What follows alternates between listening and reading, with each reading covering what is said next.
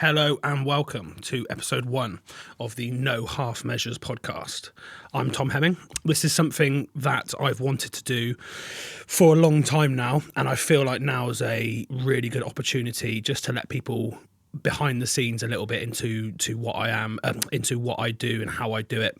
So I'm an online coach. I am the supplement brain behind Elite X Supplements. I've got numerous connections and sponsors in the industry, and I've been in the industry for a very, very long time. So this is something which I'm going to be doing once a month. And it's going to be a podcast delving into all aspects of the industry, all aspects of bodybuilding, training, supplementation, a little bit of funnies, a little bit of behind the scenes stuff, and we'll just see where it goes.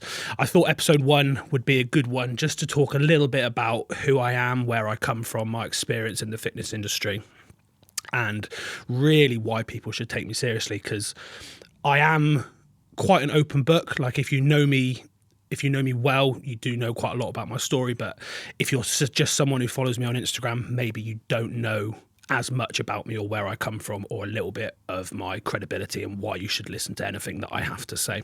So I thought episode 1 would be a good one. Just let's kick things off with who I am, where I come from, and then we'll see where we go from there. So my fitness journey begins actually when I'm about 16 years old. A lot of people don't know that I actually was quite an overweight teenager. I was quite an overweight kid as well. So that's actually where I come from. And it was only when I was 16, 17 that it really hit me that probably I was overweight. I think when you're in that environment and in school, it's very easy to just be like, oh, I'm just a little bit chubby. And it wasn't until I was 16, 17 that actually I realised, okay, maybe I am not dangerously overweight, but overweight to the point where this isn't beneficial for me anymore. So ended up going very, very far the other way. This is when I first realised that my mindset's very much 100% or nothing. I ended up getting borderline eating disordered territory, going from a very, very overweight teenager to a very, very skinny teenager, very, very skinny young adult. I did this through about a year to 18 months of drastically under-eating and literally just trying to eat protein.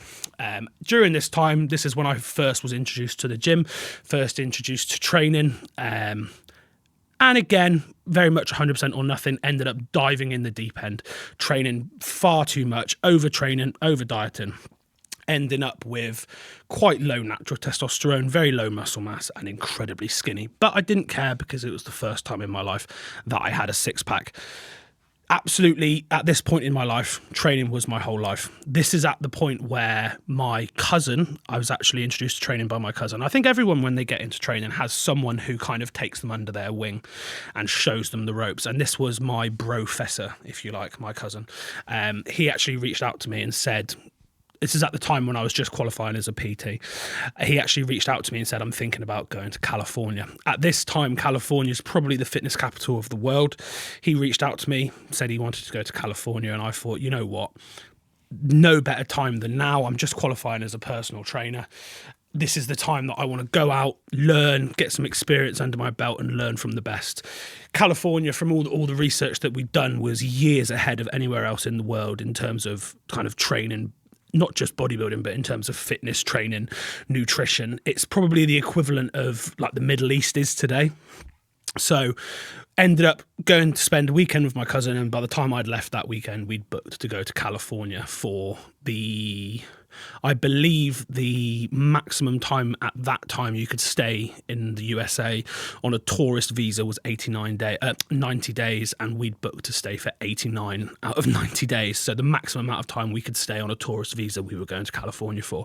So we booked a shitty little Airbnb, little one bed, shared a bed with my cousin for 3 months, and all we did was eat, sleep and train. So that summer we went out to California, ended up getting an Airbnb a stone's throw from Venice Beach, where Arnold and the crew used to train in Generation Iron, and actually it wasn't a super high spec facility or anything like that, but we had a little stove where we could cook our chicken, and like I said, we could walk to the beach 100 yards down the road, and then 500 yards the other way we were at Gold's Gym Venice, which for us was all we really wanted. So for 89 days, we trained at Gold's Gym Venice twice a day, every day. No rest days, just surrounded ourselves in the culture. And I probably learnt more during that summer out in California training in Gold's Gym than I have in years and years and years since. My knowledge went from what I realised was very, very little to, I like to think, very specialised and very informed. By the time I came back, I gained a heck of a lot of muscle tissue. I went from thinking I went from having an understanding of training to, okay, now I know the difference between going to the gym and training. While I was in California, I actually trained with an IFBB pro by the name of Will the World Harris, who's been at the Olympia stage. He's competed at the highest level, and I trained with him 3 times a week at 6 a.m. on a Monday, a Wednesday, and a Friday. And that's where I really learned the difference between going to the gym and training with purpose and with intensity. Some of those sessions, to this day, are the most intense training sessions I've ever had.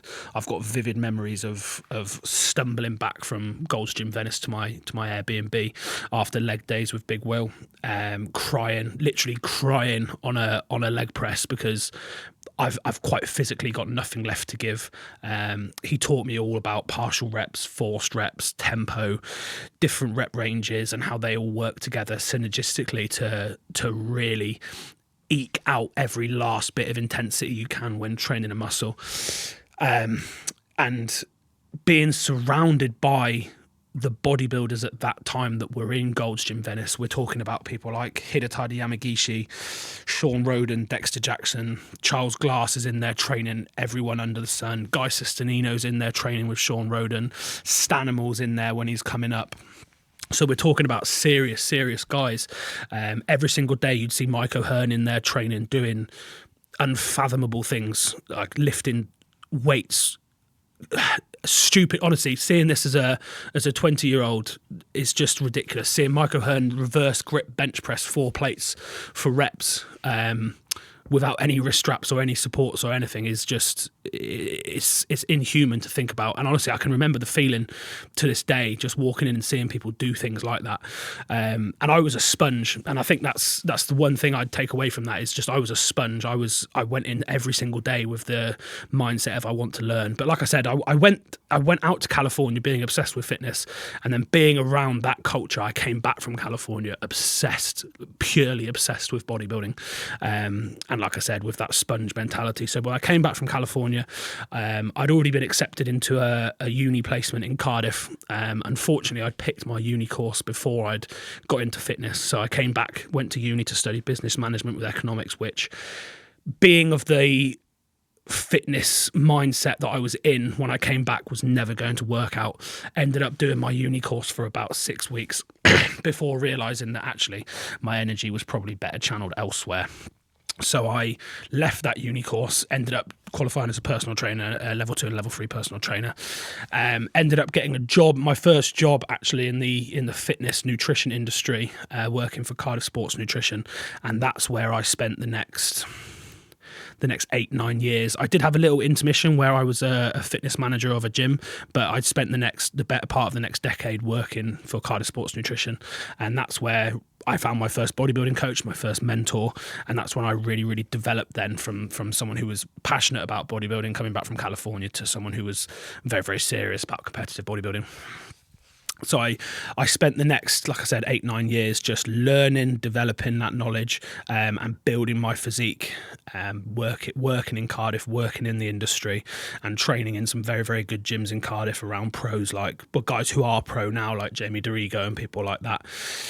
And like I said, my mentality then was just to learn. So learning and training for the next 8-9 years. Didn't really have any interest in girls or anything like making money or anything like that. It was all just about building muscle and developing my knowledge to the point where I did have aspirations of kind of going self-employed. Coaching was quite a new thing back then, not as big and mainstream as it is today, but I did have aspirations of becoming a self-employed fitness coach, but really I was more obsessed with my own bodybuilding, and I was quite happily just to work my way up at Cardiff Sports Nutrition. It was only then when 8 or 9 years passed and coronavirus hit that really I was like, okay, I can't stay here anymore, because coronavirus hit, all the gyms shut down, and at this point I'm still very, very obsessed with training, and I'm living with who is now an IFBB pro and my best friend at the time, Joey Farrell. We both realised that actually training was so important to us that if we couldn't train, we were probably going to lose our minds. So I through connections that I had, found a little kind of underground facility where I could train, but it was back in West Oxfordshire where I grew up. So I ended up leaving my job in Cardiff, leaving my flat, which I still was signed on the tenancy for another year. So I was paying rent to there while I moved back home, moved in with my mum. Ended up training in this underground facility at ridiculous times of the night. Ended up getting a job in an Aldi, believe it or not, just as like a deputy manager, just to tie me over. Ended up training in this underground facility with some pretty decent equipment for the time, but just with the lights off. So people, anyone remembers lockdown, you remember that the authorities were super hot on anyone going outside or doing anything that wasn't just like your 1 hour walk. So yeah, I was training at like 9-10 o'clock at night with the lights off, trying to be as quiet as I could. But obviously, because it was coronavirus, no one was going outside. So it was a really, really good time for me to try and pack on muscle, because it didn't really matter how fat you got or what you looked like, because no one was doing anything and everyone else was just trying to stay in shape. So I was just, okay, I'll put on as much muscle as I can. And really, in that little 3 to 6 month period when the first and second lockdowns were happening, I gained a significant amount of muscle, and I think I really, really took my physique leaps and bounds. And it was after that after coronavirus finished and things started to open up again, that it was the first time I actually dipped my toe in the kind of self-employed waters of being a personal trainer. I realised that I was back living with my mum. So my mum's lovely. My mum's my world. So she wasn't going to charge me any rent if I didn't have any income coming in. So I said to her, I really want to take this self-employed route and give it a good stab, but just be aware I might not have significant income for the next couple of months just while I try and build my business. And she was very, very understanding. So ended up taking the leap and gone from there. And it's only grown since then. And I think that I owe it all to her, really, if I look back and that decision right there and then, because if I hadn't done that, who knows where I'd be. I'd probably still be working in a supermarket. But so I ended up taking that leap, went self-employed, which again, I remember a piece of advice Jamie Dorigo actually gave me when I was working in Cardiff and purely obsessed with bodybuilding. There will come a point on your bodybuilding journey and on your fitness journey where you can only take it so far working a 9 to 5, and I genuinely, now with the power of hindsight, fully understand what he meant by that. And I do believe you can go far working a 9 to 5, because I did it. And like I said, I made the job work around my bodybuilding. I literally picked a job specific to bodybuilding. But going from there to working for myself, it allows you to take it again to that next level. So I'd say the mindset shifts allow you to go from kind of novice to intermediate, and then getting a job specific to bodybuilding that opens doors for you is going to be the next step. And then the next step for me was taking it to the point of being self-employed, allowing my kind of structuring my daily routine and my job then around my own bodybuilding allowed me to take it to that next level. And like I said, I maintained all the connections that I had. So I'm still a sponge. At this point, I'm training with some big names, constantly learning. And then I actually took the next leap and decided that, okay, I haven't competed for the last 8-9 years. I think I'm ready again. So teamed up, I decided to prep myself. I thought, okay, my knowledge is at a point now where I can kind of 2 birds, 1 stone, and prep myself for a show everyone that I know what I'm doing, but also like my physique's at a point where I'm pretty confident that I'm going to win a show if I compete. Ended up prepping myself for the FitX, the Blood Lab FitX, and got to about 6 weeks out. Ended up reaching out to Rich Foster from Strom, and he literally was like, okay, you're doing all the right things. Said, okay, I'll try this for 2 weeks, go away, do it, and come back. And my mindset's always just been a little bit robotic with stuff like bodybuilding. So I just went away, did everything that he said, made some monumental physique changes. He didn't tell me to do anything drastic, nothing stupid, no ridiculous drug protocols, no stupid fancy nutritional changes, just literally some carbohydrate cycling, I believe it was at the time. Went away for 2 weeks, came back, and he said, oh, wow. I think he was quite impressed with the kind of robotic mentality that I had, because if anyone knows Rich, they know he's the captain autistic. So I think he was quite impressed with how on the spectrum I was. So went away, cracked on, came back, and ever since then our relationship's just grown. Rich is a very, very close friend of mine, and again, anyone who knows Rich well knows he's an incredibly knowledgeable individual. So again, just tapping him up for as much knowledge as I could every minute that I could as our relationship grew. Ended up doing those shows. Didn't end up winning the Blood Lab because Ryan Mackins ended up turning up looking really, really good. And then went away after the Blood Lab, said to Rich, I said, I really want to work together. So we ended up working together. Months went by, built loads of muscle, ended up getting my gynecomastia cut out because that was holding my physique back at the time. Next year comes along, me and Rich decide to do a whole prep together, and kind of the doors just open then. So we end up doing a few FitX shows, end up a few second places there. Still a bit bitter about those, and we've got reasons for thinking that they weren't first places, but we don't need to talk about that. End up doing a PCA Welsh show where I actually take my first place in the Mr. Wales Class 2. The following week, I end up winning the overall at the NFM in Swansea. And then after that, me and Rich realised that, okay, we're probably quite a good team now. We did the Midlands the following week, but that was probably one step too far, 3 shows on the bounce.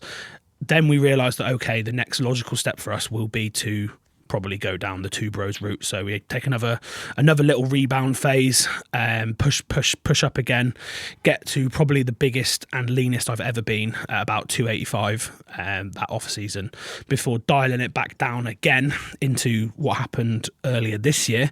So we decided to do the Ben Weider and the subsequent pro.